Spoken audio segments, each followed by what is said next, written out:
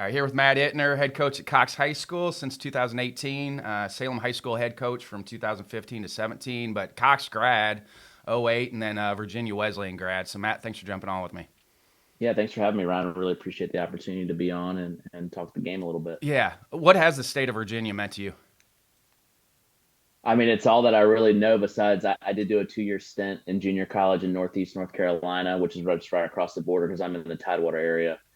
So it's kind of all that I really know. Obviously, we have a very rich tradition, of baseball in the Tidewater area with just the number of players that we've been able to produce that have played at the big league level. I'm fortunate to be very close friends with Chris Taylor, who's one of my teammates at Cox when I played there.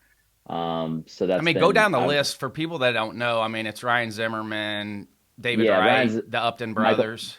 Michael Kadire. Yep. And then, yeah, I mean, you can just, like you said, them, you got Daniel Hudson, who's won a couple, I think he's won 2 World Series now, one with the Nats and one with the Dodgers, and he was a PA grad.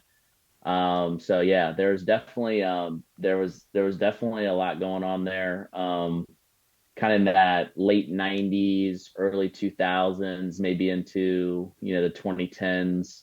A lot of really good players and still producing a lot of really good players. But, like David Wright, like you said, the Uptons, even guys like Scott Sizemore played in the big leagues with the Tigers for a while, was a Hickory grad. So, Kurt um, Eisenberg played for us. He didn't make it to the big leagues, but he was a third rounder out of JMU. yeah, I mean, Got up to phenomenal Double player. A with the Blue Jays. Yeah. It's just been a really good baseball area for a long time. Did you play with the Yeah. Tidewater Mets? I did not. I did not. But I was in that when I was growing up. It was basically like the Blasters and the Drillers were kind of the two teams, And so most of those guys you mentioned have roots with one of the two, and a lot of pride with one of the two usually. So I don't know if you're familiar with Townie Townsend, Yeah. who's a longtime baseball guy in the area, and he started the Blasters, and then you have Gary Wright and Madsen and started the Drillers, and so those were like your two kind of premier travel teams that started kind of when travel baseball started to take off. And obviously they had a lot of really good players, That's the that first time I saw fall baseball was when I got to JMU. And I saw yeah, David Wright that fall. He was a junior, and he was using yeah, wood, and everybody else was using aluminum yeah. that And that was fall. with Lee Lee Banks, Banks, correct? yes. Yep. Yeah, yeah. And Lee does a tremendous job. I mean, he's always tends to have the best players in the area. All those guys you mentioned played for Lee Banks. Yeah. So Yeah, Lee's a that stud. says I a see him lot. at the convention Yeah, every year still, so he's a stud. yeah, absolutely. Did you know you were going to get into coaching when you got done playing? Yes, yes. I actually got to take over for Bill Conroy, who coached me at Cox High School. And I remember, I went to him. I was a senior in high school, and he's like, "What do you want to do?" and stuff. And I was like, "Hey, I want to coach, and I want to be the head coach here." So I kind of had that in like, my horizon that I wanted to get into. Obviously, whenever my playing days were over, I was fortunate enough to play 2 years of junior college and 2 years of Division III, which I think was very beneficial for my growth as a coach, just seeing that level of baseball. But, kind of always knew like, all right, when it's time to hang up the cleats, like I'm just going to exchange them out for a pair of turfs and stay on the baseball field and kind of pursue that. I always enjoyed coming back after the college season and like helping out the high school program, like coaching a summer league team, whatever it may be. That would always just enticed me. And so, So you that's, I got, manifested yeah, that job, by the way. yeah. Yeah, I mean, it's kind of one of those things where you see it first and you believe it, and then it just kind of becomes. But I will say, like those 3 years that I did at Salem High School, which is kind of on the other side of the city, I wouldn't trade those 3 years for anything. Like that was some of the best. That was some of the best like growing moments like in my coaching career that I've ever had. I was 23 years old. I was thrusted into a head coaching. Well, I mean, I chose to go into the head coaching position. And I didn't know anybody down there. I had to really like talk about FIO, figure it out. That was, and I feel like those 3 years were huge for when I was able to come back and get this opportunity. I was prepared. I would say accelerated my growth. I mean, I was a JV coach at Cox. I could have probably stayed there and stayed comfortable. But I kind of took that challenge, and it definitely was a challenge, but I wouldn't change it for the world. I met some great people, still have some great relationships with all those players. I'm just super fortunate for given that opportunity. Do you think you need to start at the JV level first? It's one of those things. I don't think it hurts. I mean, I go back to like at some point everybody in their career doesn't have experience, right? Like, and I think it's hard for me to say like this is the path that you know should take. That 1 year was good for me, but I'm also grateful that I was able to go and it gave me a little bit. I got a little bit more of a reality check when I was able to go coach at the varsity level. Well, yeah, Just because of nobody this gets different. to start at their dream job. I just Yeah, don't think that, and maybe I'm wrong on that. I just don't think anybody gets to start at their dream, nor should you. I don't think you're equipped to handle it if you get thrown right into the job that you're supposed to be in. yeah, and it definitely just take you like again. I see the Salem experience for me where it was just like it allowed accelerated my growth, right? Like I was gonna grow. It's just it kind of allowed that process to happen for me quicker.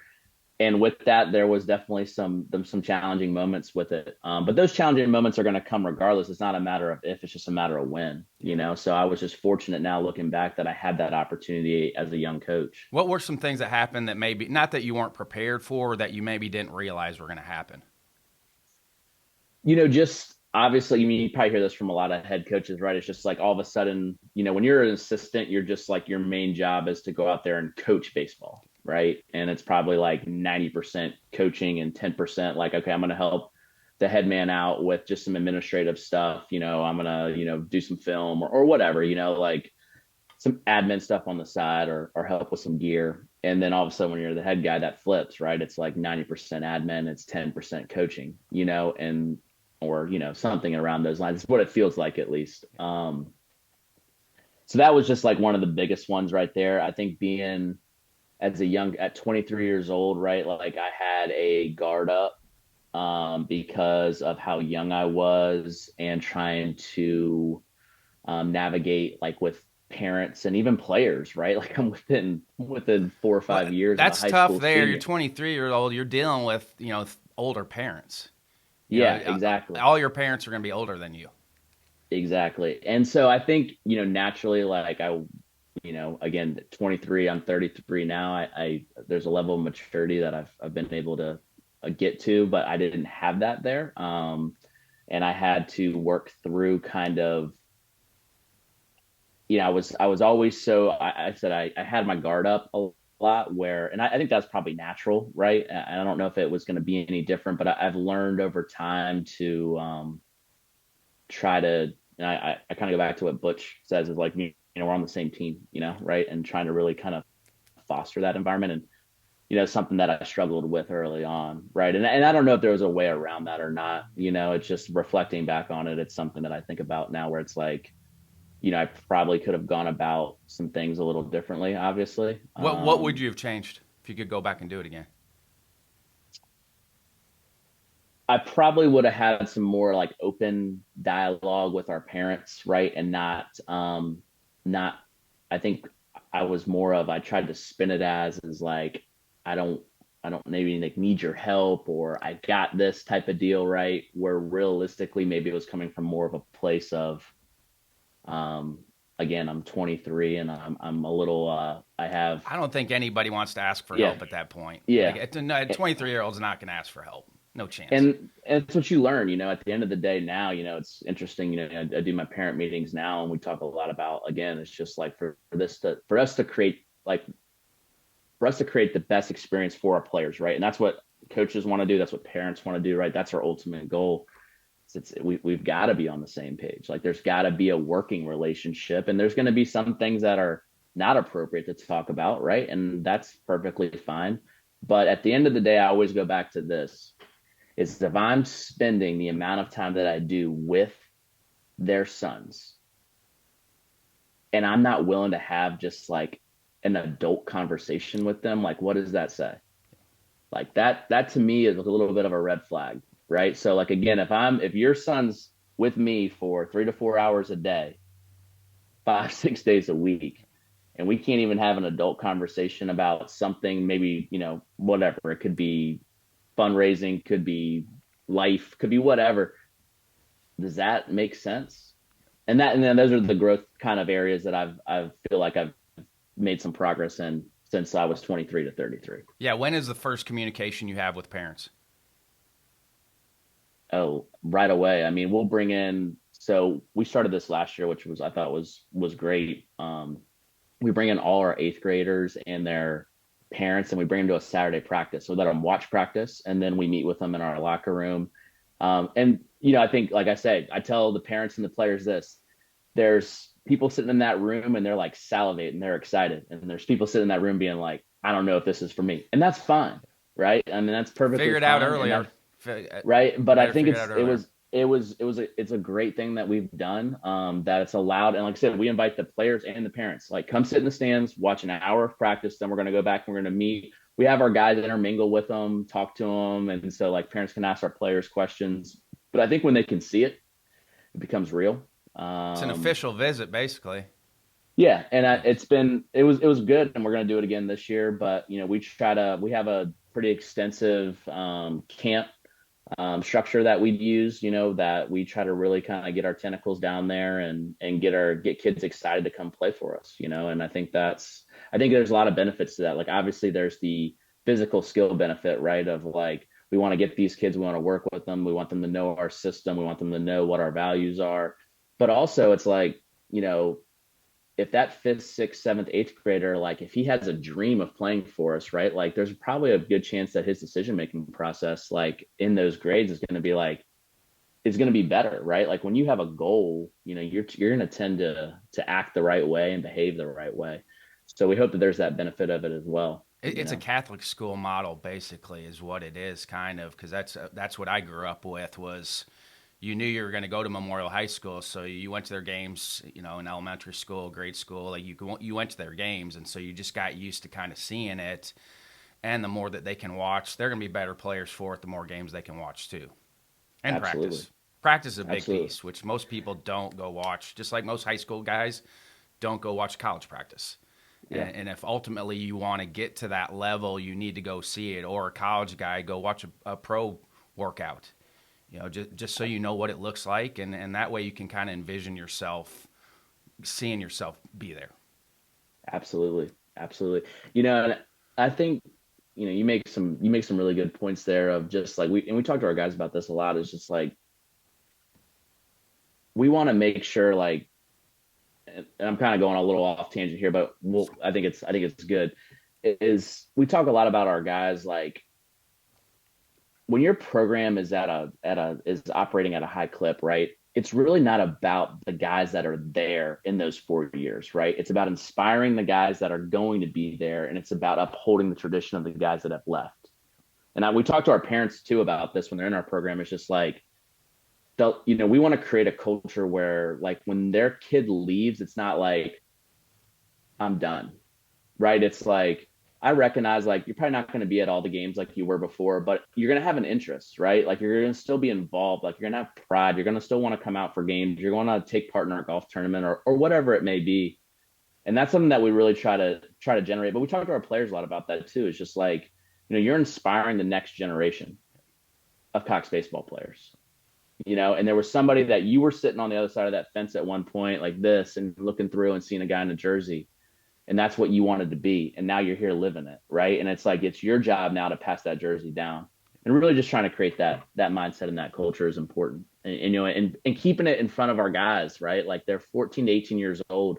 And as we know, like, there's a lot of things that can distract our kids now, right? But like, at the end of the day, when they can, like, see what they have in front of them, like, and they have those types of aspirations, right? And they know that they can be positively affecting, like, a younger kid. Like, I think their decision making process is going to be better in the classroom, on the field, in the community, right? And ultimately, that's what we want to create.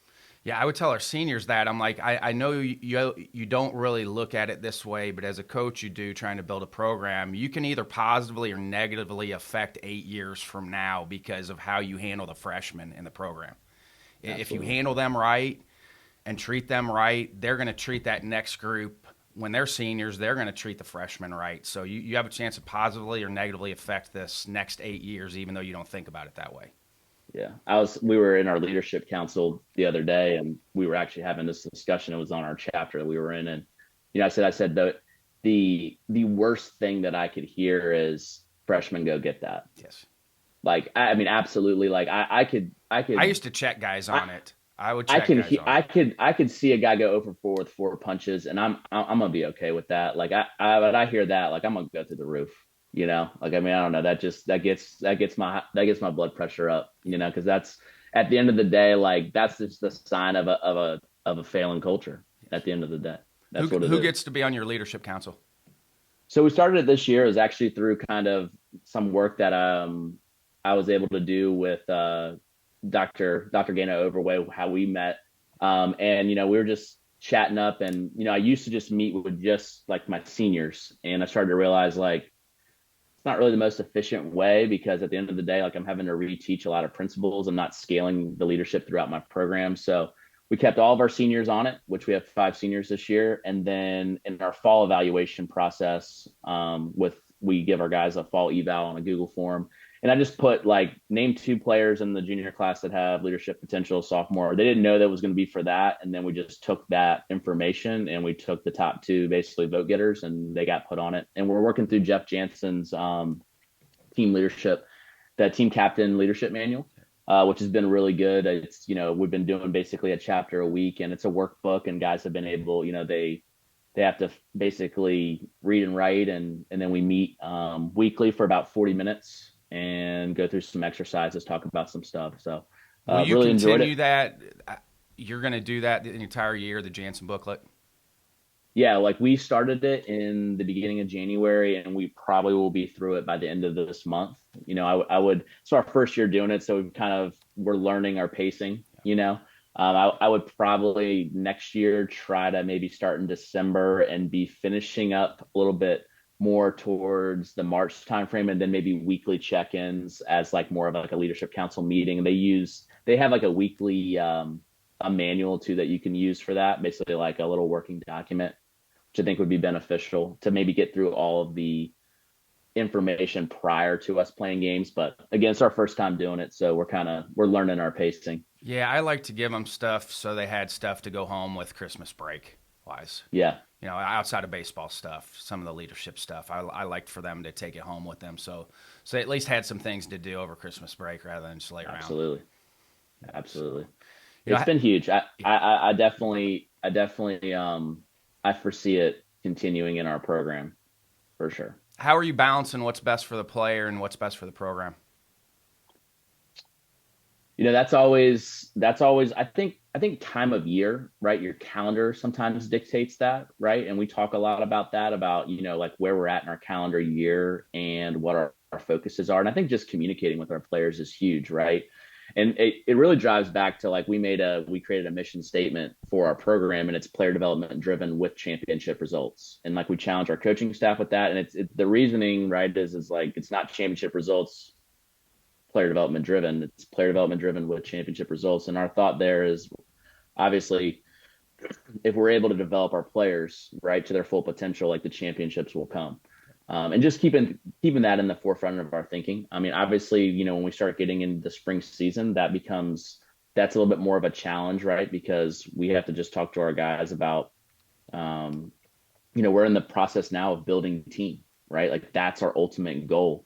Where when we're in hitting groups in January, right, like, we can think a little bit more individualized. We can think a little bit more for that guy, specifically on what he needs to do to work on his swing or whatever it may be. Where now that focus shifts. We don't want to completely just say we're not developing our guys in the spring, but I think our calendar year determines, like, where our focus is as a program in that moment. Yeah, and you've talked about training mode and compete mode, and I was going to ask you, when you were at Salem, because you do the Iron Falcon Challenge, were you doing something similar to that at Salem? Yeah, we did the Iron Sun Devil challenge, and I kind of got that idea originally from Chris Taylor, who was at UVA, and they did the Iron Cavalier, right? And then it was just kind of built upon itself. It's something our guys really enjoy, and like I said, it gets us a little bit more in that compete mode prior to us, like, strapping up and going against the other competition. Because Chris Benwood, who's the Old Dominion coach, kind of said that to me, and I've stole it from him. As like, this day and age of player, man, they know how to train. Like, they are. I will give them credit. they have so much information. They're smart. Like they know it. They see it. They're on Twitter. They're on Instagram. And like kudos to them. But there's still a competitive mode to this. We're still playing a sport. There's still a scoreboard. There's still strategy involved, right? And we have to think that's something that we try to really get through to our players. And that's why we use game goals. That's why we really like work on the process of how do we win a baseball game. What are your game goals? So we took them from Todd Gilliam's book, High Score in Baseball. It totally changed the way I thought about coaching. It was actually after 2000, my first year at Cox in 2018. I just felt myself being like, we gotta have quality at bats, right? Like we gotta throw more strikes, like just these very like vague, thrown out things that we do as a coach, right? And it's just like wasn't working, like just wasn't, and we weren't very good. And it was like, man, I need to. We got to revamp this. And I remember listening to a podcast. I think it was an ABCA podcast with Gilliams, right? I Williams. believe. Yeah. And again, I was like, all right. So I ordered the book the next day. I read it. I like annotated the He's whole one of the thing. best offensive minds we have in the game. And like I gave it to our whole staff. I was like, you're gonna read this book and we're gonna do this. We're gonna live by it. And we're gonna do it. And like I still like to this day, like look, we have his team grade card, like that's every single time. Like so we basically have what we've done 5 offensive goals. And for us, what that is like one big inning, we want to have at least 7 or more freebies. So a freebie an inning. We want to score 5 or more runs, and we want to have a QAB above 50%. And then we've added our 5th one is a 1-to-1 based on ball / HBP to K ratio. So those are our 5 right there. And then defensively, we want to deny the big inning. We want to win the freebie war. We want to hold them to 3 or less runs. We want to be under 120 total pitches, and we want to have an F3P, which is first 3 pitches either in play 0-2 or 1-2 at 66% or greater. And we know if we hit 4 out of 5 on both of those, like we have, 4 or 5 years of data now. If we hit 4 out of 5, like it's like a 99% chance that we're going to win. I like how East Carolina uses the dry erase board in their dugout too. And we do the same thing. We put up each inning, we put number of pitches, like in the most simplest way. Like, and I tell our guys this is like our philosophy, our strategy, right, is 20 pitches, right? Like in the most simple way. Like offensively, if we get over 20 pitches an inning, we got a really good chance to score. And defensively, if we're off the field in less than 20 pitches, it's really tough to score. And so if we just live by that kind of like our 20, like if you came around guys, you just hear guys talk, you just hear 20 pitches coming out of the dugout in some capacity. And that's our strategy. And I kind of took some stuff from, listening to Chuck Box and being able to talk to him a little bit. It's just like, I feel like that's where, like in baseball, it's weird, there's not like in football, right? Like you really have like strategy. Basketball, you really have strategy. I think sometimes in baseball, we miss that sometimes, right? Like it just becomes kind of like, all right, we're going to go out and play and hope that we win. And we try to take that piece out. It's the game within the game. That makes it more fun too. Like playing the game within the game and figuring that piece out. And as players, when they start to figure those pieces out, makes it much easier on you as a coach too, because now they're getting it. Absolutely. And it makes it more process driven. I mean, we put up basically at the top in our locker room, we have the team grade card, we have our QAB, and we also track their base on ball to K. And then we have our F3P rankings, and they're updated every single game and they're put up there. And like I've told our guys, I said, I've never had a guy who's won the QAB and hit 250. Like the guy that won the QAB, he's hit like 450. He's all state guy usually, right? It always matches. The guy who's the highest F3P, right? Throws the most strikes. Guess what? Like he usually has the most wins, and he's usually an all conference guy or an all region guy, right? It's never the other way around. I've never seen it. And maybe one of these days I will, but until then, like I tell him, like if you just buy into that process, like you'll look up at the end of the year and you'll be like, holy cow, like I hit for a great average. But like we never. The 1-for-1 for me was a big one. You knew that team was good. If you looked at the stat line and they had 1K for 1 walk hit by pitch, you knew their offense was good. Absolutely. Yeah. I mean, we talk about it a lot, especially when we're going against power arms, right? It's just like if we can keep like if you start double digiting Ks, like you can make a mediocre defense look really good. Because at that point, if you K 10 times, that means 11 balls in play, and let's just say six of them are weak fly balls, and like you might have three pressure ground balls. At the high school level, like we're not fielding at a 980 clip, right? Like we all know what wins is ball and play, and really at every level it does. It's Every level. just yeah, I mean, even you watch playoff baseball, right? It's just like the balls start coming in play and stuff like that, like stuff starts happening. You punch and the game becomes easier.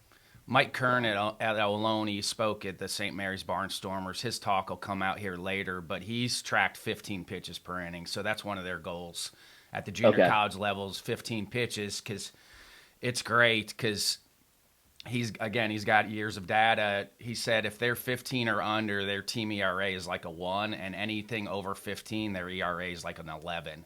And that's for their opponents that they play too. So like that's their inning goal is 15 pitches or less and get And out it's of it. interesting, like when we talk, like in our team meetings, we started to do like we always do a post. Like we don't talk after games, we talk the next day, like because it's just take the emotional piece out of it. We win, we lose, right? It's at the end of the day, you don't have the mental clarity to really like assess what happened. So we do what we call a post op. Like every one of our games is called After an action operation. review.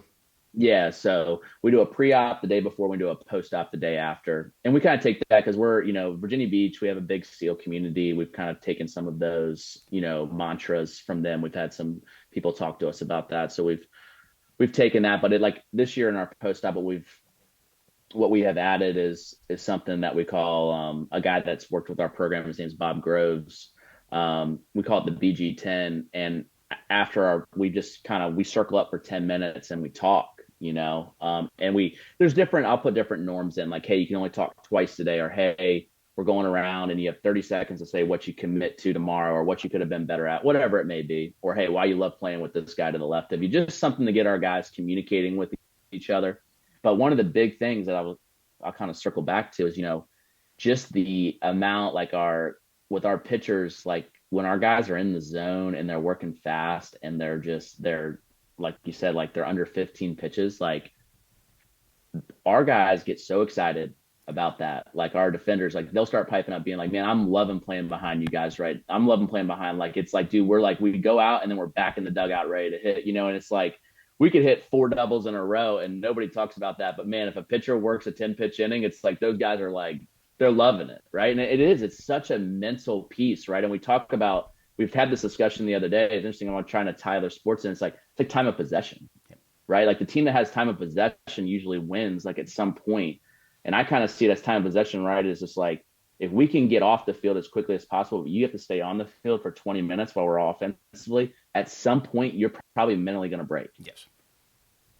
And so just trying to connect those dots with our guys, and then kind of see that strategy piece, it's just like, yeah, like, but if we, at some point, it might not be in the third inning, the fourth, but fifth or sixth, like if we've kept you out there, like that water's building against that dam, it's going to break at some point.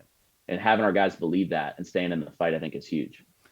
And backing up to the Iron Falcon Challenge, have the events changed? Have they been the same here for a while? Have you tweaked it at all? Yeah, I mean, we always have some our strength and conditioning guy is really good, and he like will always be looking for stuff and kind of putting stuff. But I like adding in I've kind of like, when you first did it, it's like all physical, like, oh, we're just gonna, like beat. But I don't know, more you're in the game, right? It's your ability to like process information. It's your ability to like make decisions, right? Like it's what you see your best players do. Like, can they visually take in what's happening and can they make decisions? Those are your best base runners, right? Like that's why you can have a 6'8" guy, but he runs the bags like a 7'5", or you could have a 7'5" guy that runs the bags like a 6'8". It's like his ability to take in information and react in the moment is huge. So I've kind of gone, there's some other things that, we've done with, just more of kind of like maybe the brain piece of it, or like some puzzles or something like that, just Concentration grids. yeah, concentration grids, right? Just something different. I still think the physical piece is huge because like the guys, there's no greater test of kind of the mental stamina is when you physically start getting tired, right? And it'll say fatigue makes cowards of us all. And that's kind of like our mantra during the Iron Falcon is like, it just makes like, that's what we're trying to kind of make guys aware of. I think it's just the awareness piece we're trying to build, right? It's just like, why did you fail in that moment, right? Like really think about that and reflect, and like, was it something that you can change or adjust moving forward? So I think it's a way to push kids. You know, you say you can't push kids anymore. I think it's a way to push kids and allow them to absolutely. have fun. You know, I think that's the key piece to all of that too. Is they figure out that competing, pushing through, accomplishing things, those are fun. Like it creates good energy when guys see, okay, this was challenging, but I worked through it and I pushed through it. It just creates a great mentality. And you really get to see as a coach, right? It's like who kind of loves the moment, Yes. right? Like, and I mean, I want to know that before the moment happens, right? I'm trying, a lot of it's just gaining information, right? It's just like, I mean, you're just always taking in information like, hey, man, that dude, like, for whatever reason, like, his team always wins, right? And then you're like, and there's other guys where you're like, team, he's not being able to get over the hump. What is it? Like, so it's all about just taking in information and being able to kind of use it as we move forward into the spring by saying like, hey man, this guy's kind of got like that DNA factor that, we're that as a coach, you're like, I like that. You see it with the NFL Combine all the time. You know, guys have Absolutely. great metrics, but then you look like they had a losing record in college. It's like, okay, the guy doesn't know how to win. He might Yeah, test well, but he doesn't know how to win. I know. And there's something like it's still in team sports, right? There's that X factor, there's that DNA, there's that championship DNA, there's that you can't put your finger on it, but you're just like, there's just something different with the guy. And I do say is like, I do think that it's if a guy is aware enough, it is a learnable trait. I think you can become that, right? But the key is awareness. Like I think that's the kicker. And it's very tough. I mean, it's tough to have awareness as an adult, especially as a 14 to 18-year-old kid, right? Is to have awareness and being like walking out there being like, why am I not winning? Right? Like that's a tough question to ask. It's a very tough question to ask yourself. But if you're willing to do it, I think you can start you can start moving the needle in that direction. Just takes a special individual to really ask that question. It's tough. And because college teams are doing some sort of Iron Falcon challenge, you're prepping your guys to get ready for college also. Yeah. And like we talk to our guys, that are committed and stuff like that or plan to play college baseball. It's just like, look, man, like everybody that shows up there is going to have skill. Everybody's going to be good. Everybody, they're there for the same reason. Then it becomes is like, who can help me win? Because the reality is like, I mean, and this better than anybody is like, those guys like that is their livelihood. And like at the end of the day, like they want to put guys on the field that they're like, I trust that guy and I know he's going to go put everything he has into winning a ball game for us. Yeah, there's nothing So better than that as a coach where you know you can trust a kid and he's come from a winning program. Like they just innately know how to win. absolutely. You know, weight room's a big piece of that too. So how are you laying out your weight room work? Because I like following it on Twitter and watching what you guys are doing in the weight room. Yeah. Yeah. Well, it's definitely grown over time. So we've had, actually one of my best friends is Chase Carriacu, who's phenomenal, like up and coming strength and conditioning guy. And we were together. We played at Cox. He went on and played at Norfolk State. Got into the kinesiology kind of piece. He was with me at Salem as an assistant, and that's where we kind of really started like I mean, he became a PE teacher there. We created weight training classes for our baseball guys. Like we really kind of grew it there, and that was a huge piece, right? It's just like, hey, if we want to compete here, like we got to start bridging the gap physicality wise. So Chase has been with me from the get go. Now he actually opened his own facility, which is called Beach Fitness Performance, with his partner Kyle Robertson, who was another former baseball player in the area. They run a great place. So our guys are there 360. Our guys are connected with them 365. So we do something a little bit different, in the spring, probably than most programs. But so we play normally on Tuesday and Thursdays. And Fridays over since 2019, we've just committed to like Friday for us is we do leadership council, We do like our Thursday post op and our guys lift. And that's it. Like I give that day to JV on the field. We do a big Saturday practice where but it's really been kind of for us, like we use it as kind of, we talk about it as being kind of like a cleansing, right? It's a cleansing of the week, like 2-0, 0-2, 1-2, 1-1, whatever it may be. It's just like, we're going to go in there and we're going to put some sweat equity into it. And it's kind of like our reset, right? And it's just like when Saturday hits, it's like we're preparing for our next opponent. We're preparing for the week. But we commit to that during the spring. Like that's a non it's not like, oh man, like we struggled on Thursday, we're going to cut the weight room out and go practice. Like, no, that doesn't happen. Like, and then this year as well, we're fortunate enough we built like an auxiliary kind of weight room down at our facility, because our facility sits about a quarter mile away from the school. And so we have basically a garage gym in there that has like 4 or 5 rope racks, everything that we need. So we used to train Heroic App through their Beach Fitness Performance. So they program a garage session for us once a week. So our guys usually on Wednesday will hit that. They'll hit their main lift on Friday. So, it's something in season that, we just commit to. It's who we are. It's I think what's put our program, physicality wise, like. Have you found your injuries have gone down too? Yes, I would say so. I mean, there's obviously some things that are kind of out of our control, but I feel like for the most part, we stay pretty healthy. And we just because we commit to it, and like I said, it's a non-negotiable. It's not something where it's like, oh, if it fits this week, we're going to get it in. It's like, no, like it's in, and then we'll fit everything else around it. I saw you guys are using cleans too. Yeah, and like our guys, when does that process start? I know it's a really technical lift, but our college guys love to clean. Like I don't care what anybody, I know there's a lot of arguments against it. Our guys really like to clean. They loved it.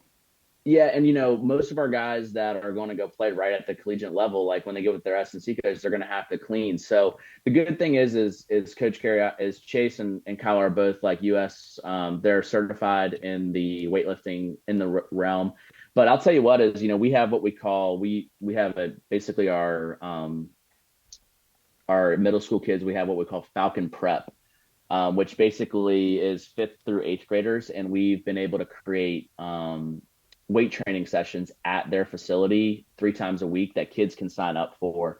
And again, it's just about like those kids, like by the time they get to us in 9th grade, like they've had 2 or 3 years underneath their belt. I mean, their front squat form is dialed in. Like, guys, they know how to do this stuff. And the guys that don't, like, we obviously use the proper progressions and make sure that we're doing it in the most safe way possible.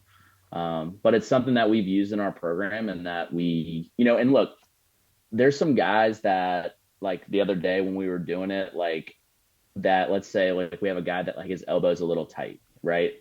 It's just like he's doing high pulls, like we're not going to sit there and just be like, you have to do cleans, it's like, we're not going to do that, but we're just going to make sure that we set it up for what the guys need and where their bodies are at. We have some guys that struggle with getting the elbow flexibility, right? They might be more of like safety squat bar guys, right? Like, so again, we just use the tools, be smart. At the end of the day, like what I love about Chase and Kyle is just like, they love the weight room, but they also understand, like they tell our guys all the time, they're like, look, we're not taking the Olympic platform out to home plate, and like, you're not going to clean, and that's going to determine if you get a double or a triple. Right. So like everything that we do in here is very important, but also recognize that like it's just to make you the best baseball player possible. And ultimately your performance on the field is what matters the most. Being in a military area, have you always used somebody in that area for team building stuff and leadership stuff? Been fortunate enough to have some some parents that like were involved with the military.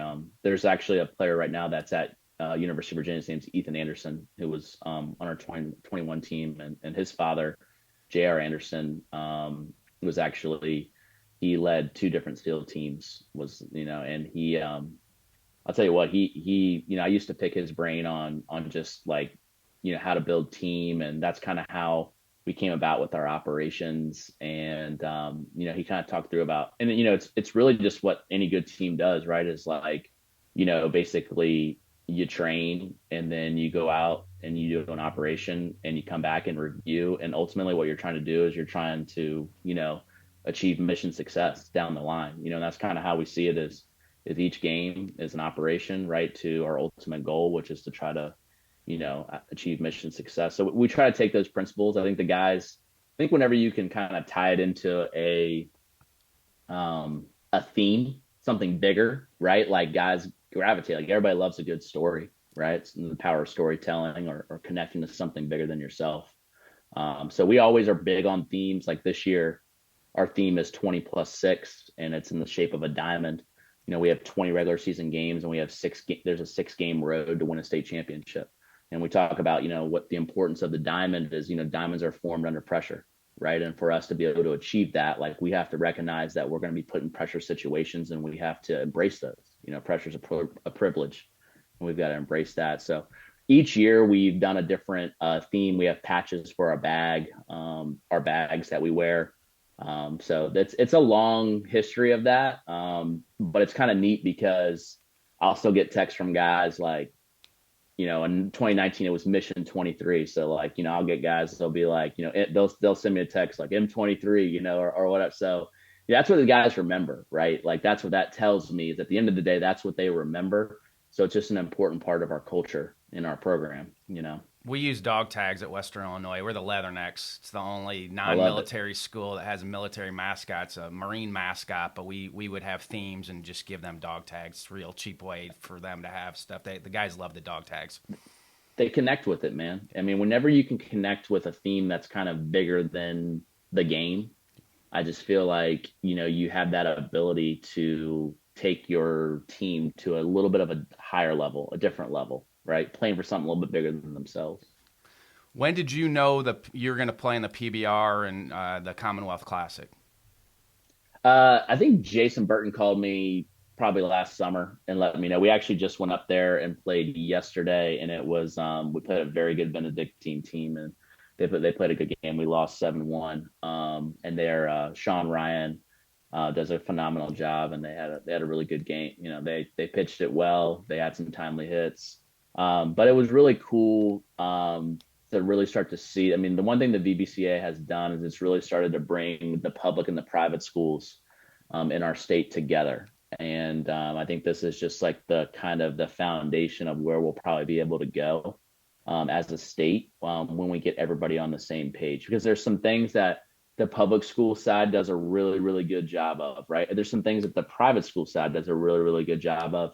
And I think as the more that we can intermix those, right, and become more of a cohesive unit, I think both games will get better. Because we were kind of operating in silos, to be honest, and really at that point, like if we can come together as one, we're going to achieve a lot. And ultimately our players, right, the experience they get is going to be much better. So, anything you've changed over the years as far as running team offense or team defense?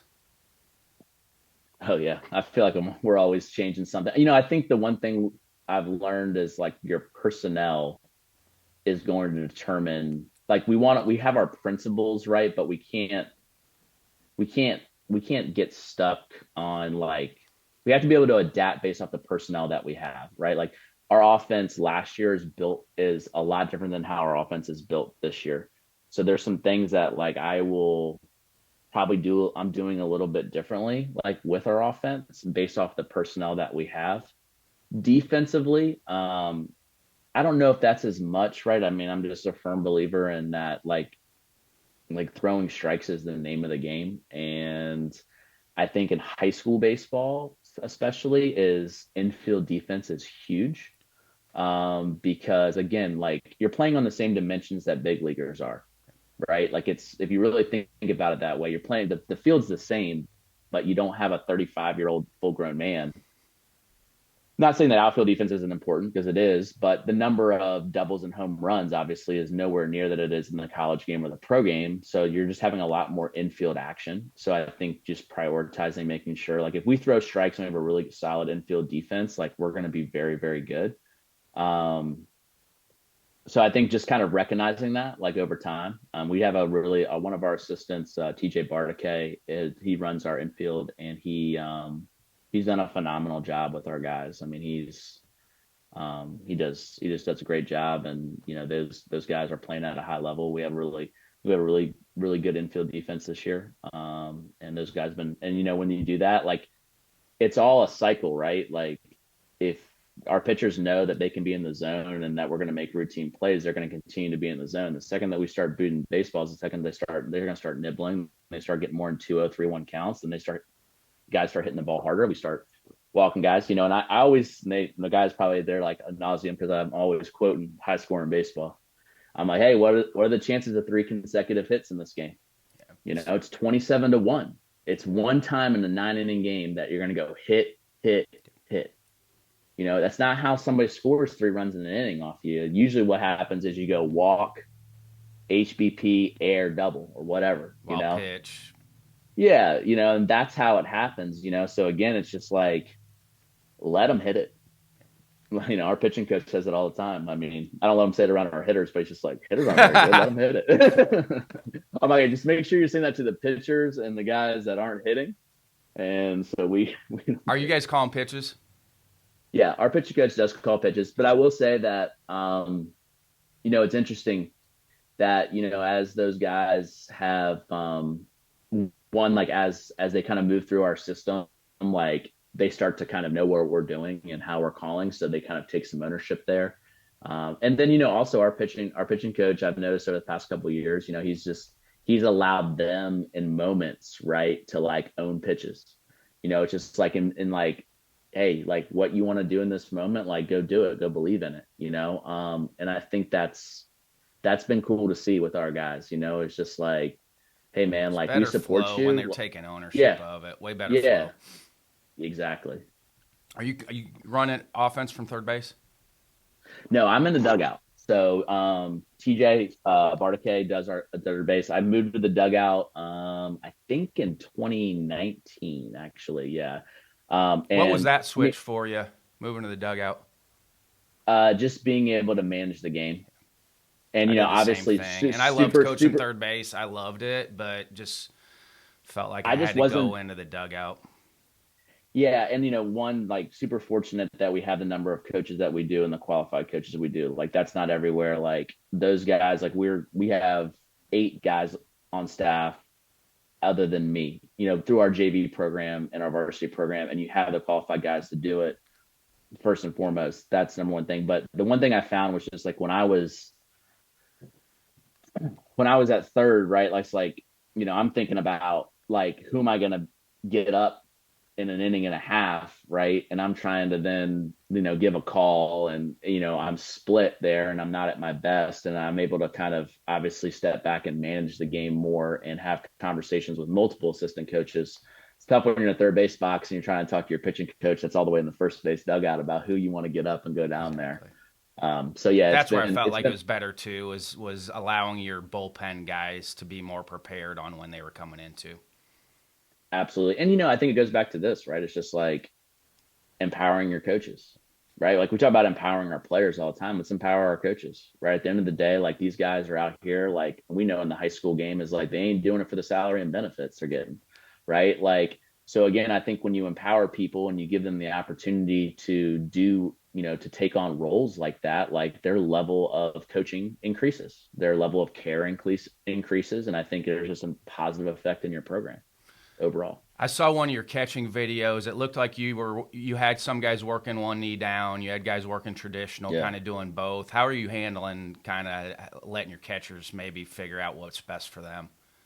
Yeah, so Tyler Rasmussen does all of our catching, and he's been, Raz is a phenomenal guy. I mean, I love to just give him a shout out. Like this guy, like he's a police officer. He works the night shift and literally gets off at like I get up early and I'll text him, and then he goes dark around 7 or 8 a.m. and he sleeps, and then he's back up at the field at like 1:30, and then he's practicing until 5, and then going and back to work at night. Phenomenal human being, great baseball guy.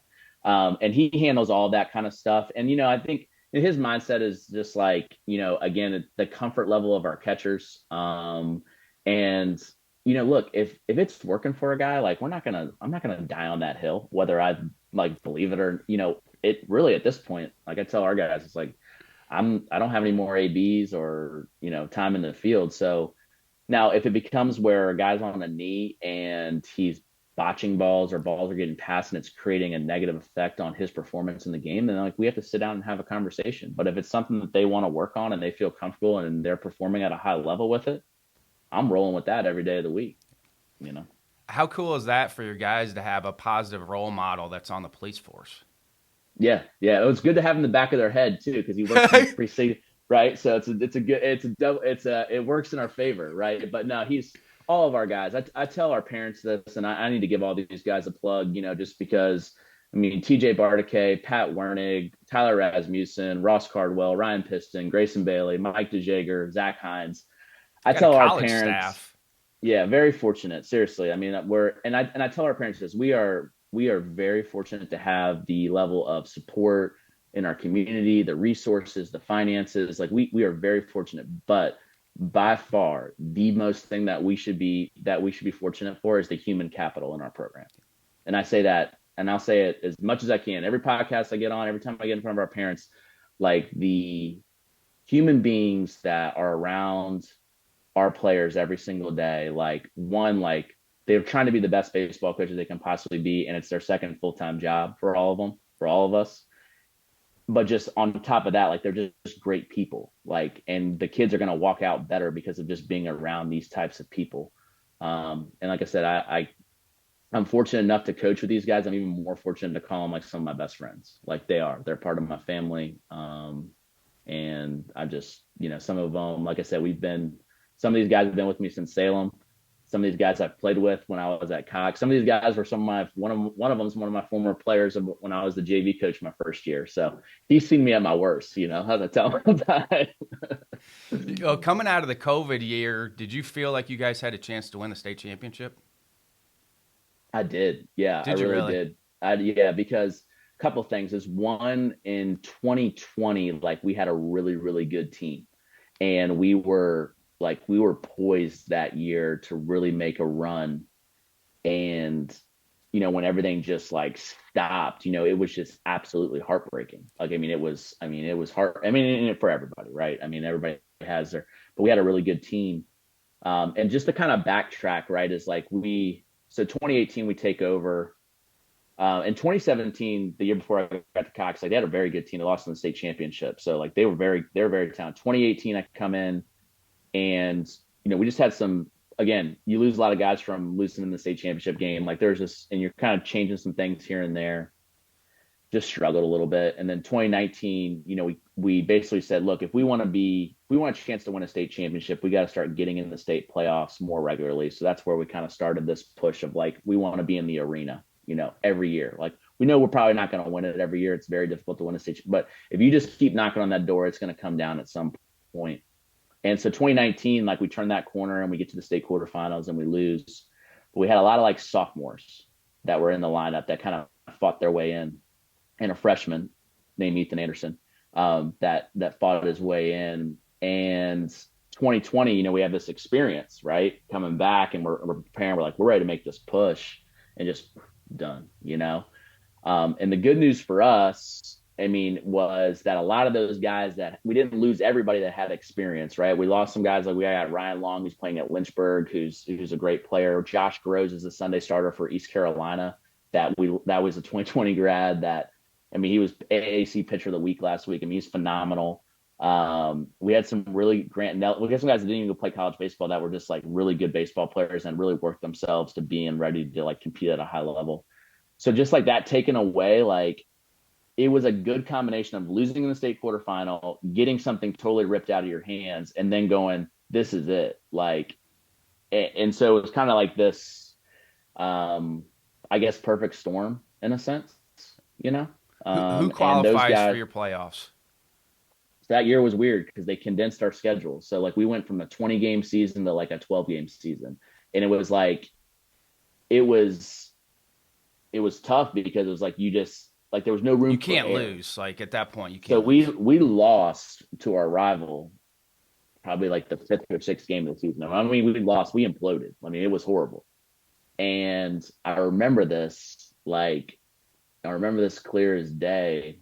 our shortstop, Kyle Edwards, who plays at Old Dominion now, like I'm pulling into school and he's in my, like, he's like waiting at my parking spot. And I'm like, what's going on, Kyle? Like, and he's like, I got something to say. Like, okay.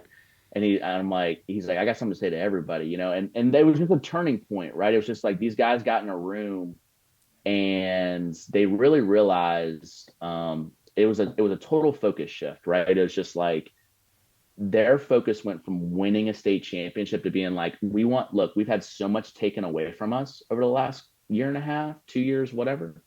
They're just like, our focus right now is trying to maximize our time together. So it wasn't even about, it's like, if we can win a state championship, that means we spent the most time together as possible. And like, we know that. And it's kind of interesting. I don't know if you heard the FAU coach last night after they lost in his press conference.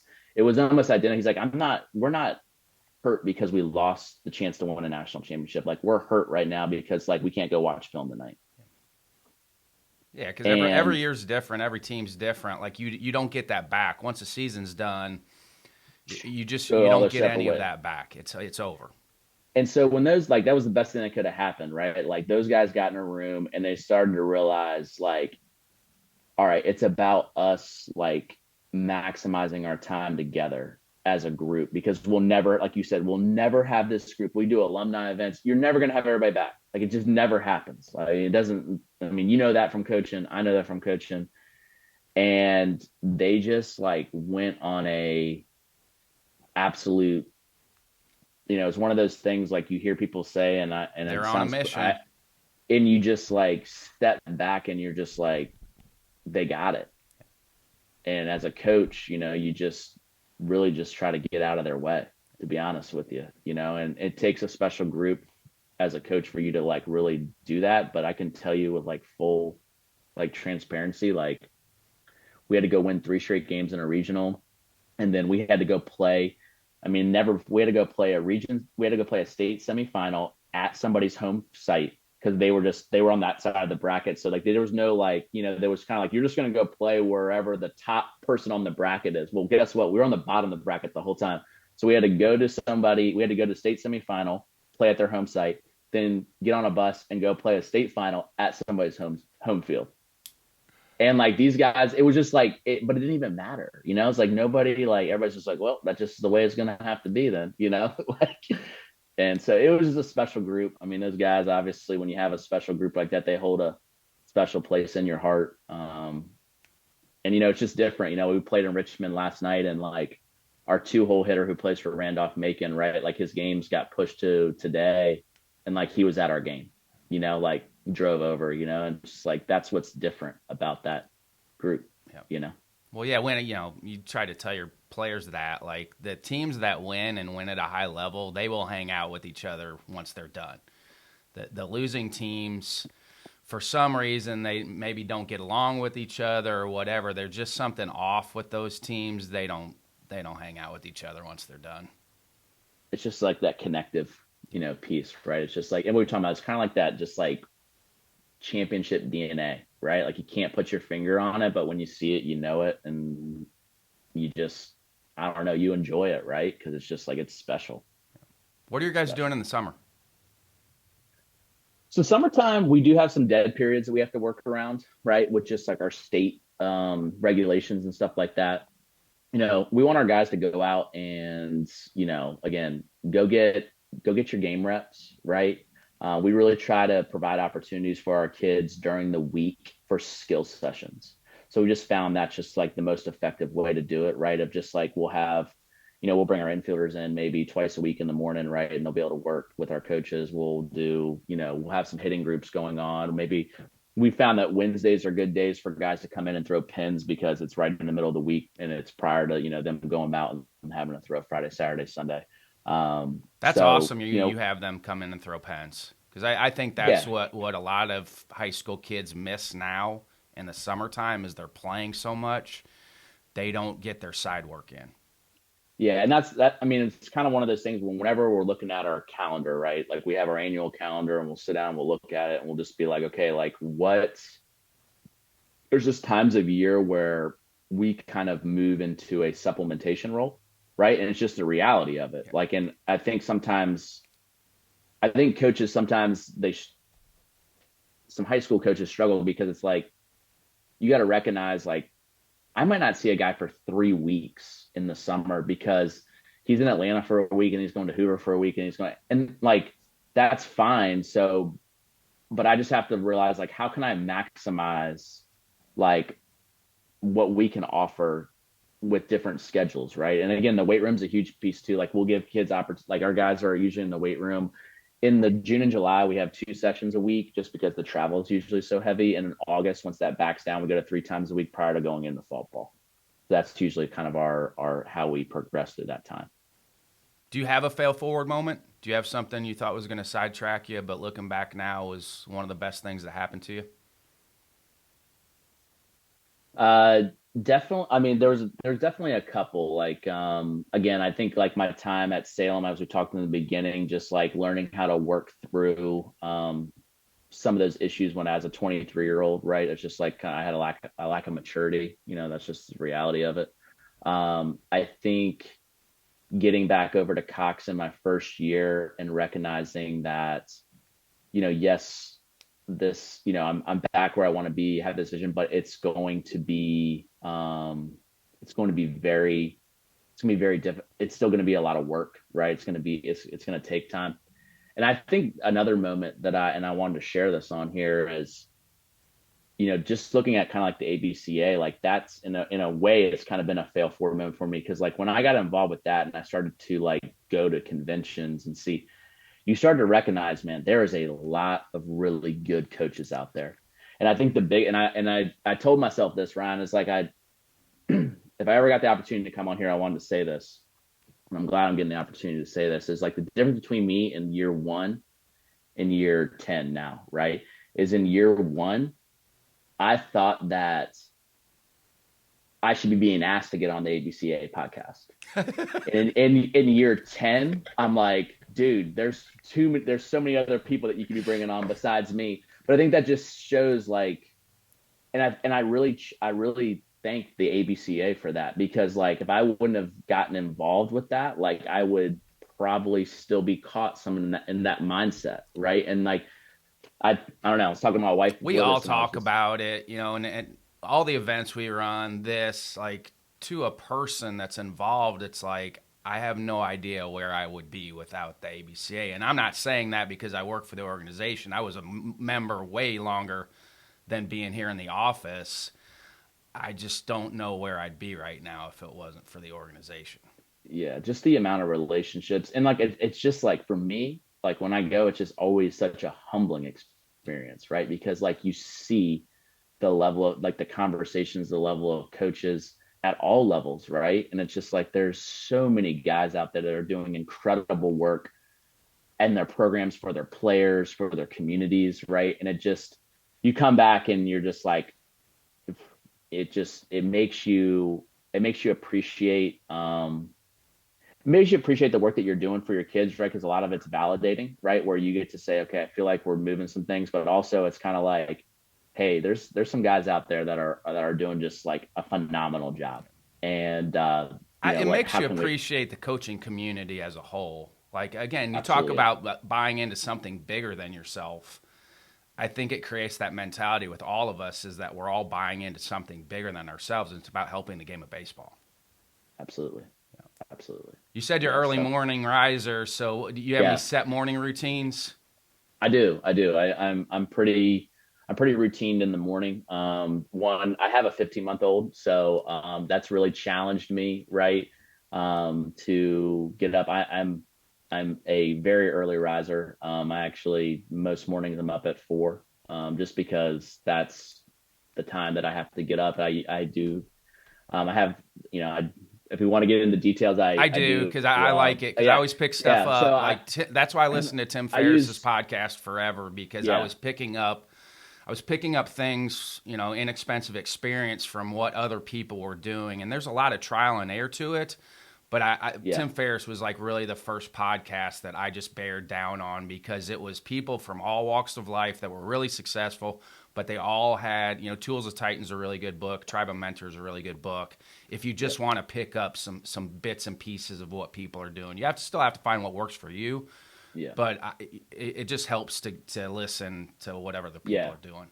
Absolutely. So I mean, I'm with you, man. I'm always trying to tweak, and I think we talked about this when we were on that on the other call. It's right. It's just like how to learn how to effectively lead yourself first before you can lead others. And I think that's huge, and especially my full time job is being a special education teacher, and on top of that, I'm a baseball coach, and then I'm a husband and father of a 15-month-old. So there's a lot of, especially now, it's like I really had to hone my focus. So 4 a.m. is my wake up. I go down and I have athletic greens. That's something that I've been using for a while. That just kind of helps kind of nutritionally kind of kickstart my day. I've One of my things I started this year was journaling. Started that in the new year, and I tell people all the time I don't know what I'm doing. I usually write a couple sentences on what's on my mind, but it has been a very good experience for me just to get my thoughts on paper, and I feel like it creates some mental clarity going into the day. They call it I pages. That's what Brian Koppelman runs the Moment, who writes Billions, okay. writes and directs Billions, and wrote Rounders. But like that's his big deal. It's funny. He told a funny story because he writes every morning, but he's like, "This is in my will. As soon as I die, that they have to burn these. Like nobody gets to read. Nobody gets to read these." So it's like that's in his will that he's gonna burn those journals. Get burned when he passes away. That's good. Yeah. So that's been something that I've added in this year, which has been good. And then, I've just have found for me that like my morning time is when I'm the clearest, right? So that's why I like waking up early. Like when I get home in the evening, I try to put my focus like on my son and my wife. And I honestly like I just found my productivity in the evening is just not very good, and there'll be times where I'll have to do some stuff, but like I prefer, by that point after I'm done journaling and stuff, it's 4:30, 4:45, and basically gives me an hour of what I like to call my deep work time, where I'm either working on something school related, special education wise, or I'm working on something baseball wise where I'm planning and doing something like that. So that's what kind of leads me. I train on Tuesday and Friday mornings in the school weight room. So that's kind of I get there before school and train. So I lose some of my deep work time there on Tuesday and Fridays, and I do a mobility session at my house on Thursdays. So Where'd I you get try your to. mobility session from? So my buddy at one of my, the two coaches, they help me out, and they just program stuff on the app for me. So it's usually something takes me 20, 30 minutes to kind of work through. Just from it can be anything from our Cossack squats to our 90-90 hip switches to black burns. It's usually some very basic stuff, but I will say just again getting the body moving in the morning, how it creates mental clarity for me, it has been huge. And so just trying to stay kind of one of those things with Jocko, right? It's just like discipline equals freedom, right? And my ability to stay disciplined in my routine allow me to then be the best version of myself in all aspects of my life, and it's something that I preach to our players about, right? It's just like at the end of the day, like when things start to get out of whack, when a spoke breaks off, the wheel starts to wobble, and it's only a matter of time before it starts affecting other parts of your life. So, there's days that you miss, but it's kind of like, that mantra of like, don't miss 2 days in a row. Yeah, pull Things yourself back on the happen. path. Have the discipline to pull yourself back. Yeah, absolutely. And I think, at the end of the day, like I try to be very intentional about what my goals are each year, and I just try to make sure that my actions are aligning to those goals. Did you know And, special education was going to be your calling too? I have to be completely honest about this one. So when I was talking to my former head coach, Bill Conroy, who's been a tremendous mentor to me, he coached 16 years at Cox and coached me, and I was able to take over for him. And I remember when I went to him, I was like, again, I had this conversation. I want to be a coach. I was like, so what do I need to do? What do I need to do? And he was just like, well, he was just like, if you want to get into teaching, it was a little different, like when I was getting in, like I tell people now, I was like, teach, if you want to become a teacher, you can become a teacher very easily now. But when I was going 10 years ago, right, it was tough. Like it was like, there wasn't a lot of teaching jobs open. And he was just like, man, if you be willing to do special education, he's like, you'll get a job right away. And that's all I needed to hear. I was like, okay, perfect. So when I was at Virginia Wesleyan, like in their education program, the only K through 12 cert they had was special education. So I was like, done. Like I want to be at the high school level.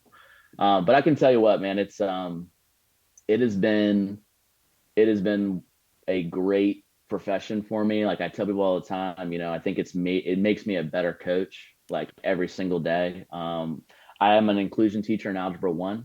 I tell the kids all the time I've been in Algebra 1 10 years now, so I know the curriculum pretty well. I'm pretty good at it. So, but it's been great. Like there's some phenomenal kids that I've been able to work with. You have any nonverbal students? No, I don't have any nonverbals. I do have some that have some emotional stuff on the autistic spectrum that are on my caseload and stuff like that. But it's, again, it's one of those things where it's just like, okay, well, if I can effectively teach like these students, right, then like it's going to help me effectively teach how to properly field a ground ball or execute, a run down or whatever it may be. So fortunate, work in a really good school, have really good support administratively. I'm happy with the path that it's taken me. But again, I have to tell the truth on that. When I was just like, okay, I want to be a coach and I want to get a teaching job, and this is the best way to do it. And but it's ended up working out being something that I've really enjoyed. Love it. So What are some final thoughts or something I should have asked you before I let you go? I'm about to go watch Caitlin Clark tear it up here for the national championship. yeah, I The hear you. Hawkeye, I she hear is it. unreal. Yeah, yeah, That's man. I unreal. love watch. She I've is really enjoyed unreal. watching her play. No, I mean I think just first, thank you Ryan and for the ABCA and those that have all come before you too. That the organization that you've helped create, and that others have helped create. I mean, it just gives such a platform for our coaches, right? And like I just challenge every coach out there to just get involved in some capacity, with the organization, because I think once you get a taste of it, like I don't know what the I'd be very interested to see like how many people don't renew, because I Our feel it's retention, just this is good. This is something to be proud of. And like our office is very proud of this. We are at 75% retention, which is like impossible to get for any organization from a retention standpoint. yeah, absolutely. And so that just speaks volumes to the product that you guys put out there. And especially for like coaches, that our high school coach, like you understand that like there's always there's budgets and stuff like that, but the amount of information that you guys put out there that is for a very like small cost but a huge value is out there. So that's my thing. And there's, like I said, my assistant coaches, like I couldn't ask for a better group of guys. And even those that have coached with me in the past that still aren't on staff, I want to thank all the players, obviously, that like have played, like have had the ability to coach. Like I wouldn't be where I'm at today without the type of people and players that have been in our program. I want to thank our parents, our community. I truly see that whole as a partnership, and I'm just grateful for the opportunity to lead our program. And This is another I reason to appreciate. give back. I do a Yeah, random JMU sports management Zoom call. You're on there, so we meet yeah, through that, yeah, and that's why you give back to different things, because you're going to make connections doing that. So yeah. And just like I said, but like the last thing is like I truly mean like what I told you, a couple of minutes ago. It's just like in year one, like I thought I deserved to be on a call with the ABCA. In year 10, where I'm getting the opportunity. Like I feel like, man, there's 100 other people that I could say, go talk to this guy because he's freaking awesome. And I think that speaks to what that organization can do for you as a coach. And what that means is just like it allows you to understand that there's that to be like to have longevity in this game, like there's got to be a level of growth that you're willing to have on a daily basis, a monthly basis, a yearly basis. And if you do that, like you'll stay in this game and it'll be a great experience for you. But if you don't do that, like it's not going to be the experience that it could be. Maddie, I appreciate it, man. This was awesome. So Yeah. good luck the rest Yeah. of the way out. Hit me up if you need something. Thanks so much, Ryan. I appreciate you. Take care. Okay.